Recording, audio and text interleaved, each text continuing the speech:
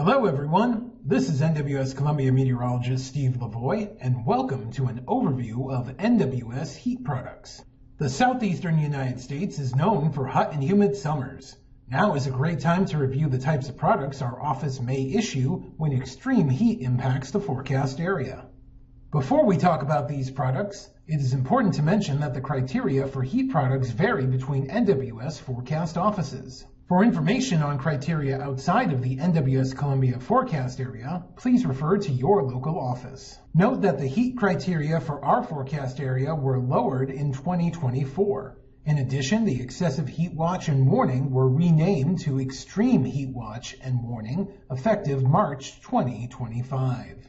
A heat advisory is issued by NWS Columbia Meteorologist when there is the potential for heat index values between 108 and 112 degrees for 2 or more hours. An extreme heat watch is issued by NWS Columbia Meteorologist when there is the potential for heat index values of 113 degrees or higher for 2 or more hours. As the event draws closer, an extreme heat watch may be upgraded to an extreme heat warning.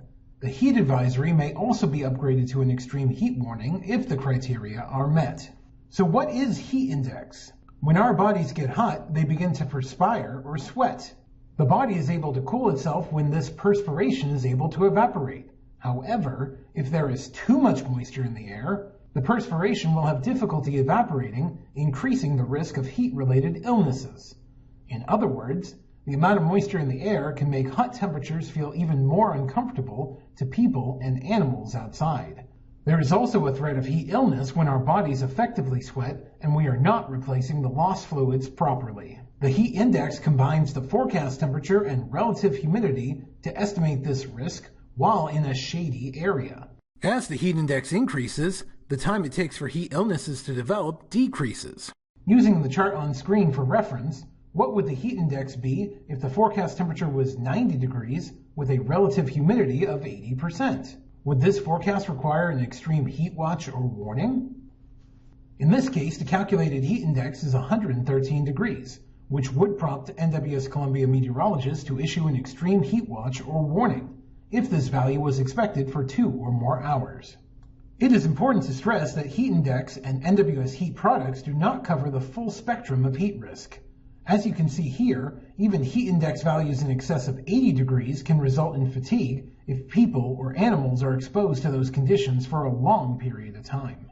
The heat index is also calculated for shady areas, so those who spend an extended period of time in direct sunlight should not solely use the heat index to assess their threat level. In order to fully encompass the threat of heat on different populations, NWS meteorologists will also reference two other indices when assessing the threat of extreme heat. These are the wet bulb globe temperature and the experimental heat risk, both of which are available to the general public. The wet bulb globe temperature, WBGT, is a measure of heat stress in direct sunlight. It takes into account temperature, humidity, wind speed, sun angle, and cloud cover. The criteria changes depending on which region of the country you live in. This may be a better metric to use if you have plans to be outside in direct sunlight for an extended period of time, either for work or recreation. Since the WBGT takes into account different factors than the heat index, the two specific values are often different.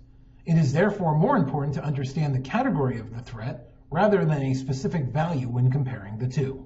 The experimental heat risk map is a color numeric-based index that provides a forecast risk of heat-related impacts to occur over a 24-hour period. It takes into consideration the time of year, the duration of the heat, including both daytime and nighttime temperatures, and if those temperatures pose an elevated risk of heat-related impacts based on CDC data. Note this is an experimental product and is meant to provide risk guidance for decision makers and heat-sensitive populations who need to take actions at levels that may be below current NWS heat product criteria.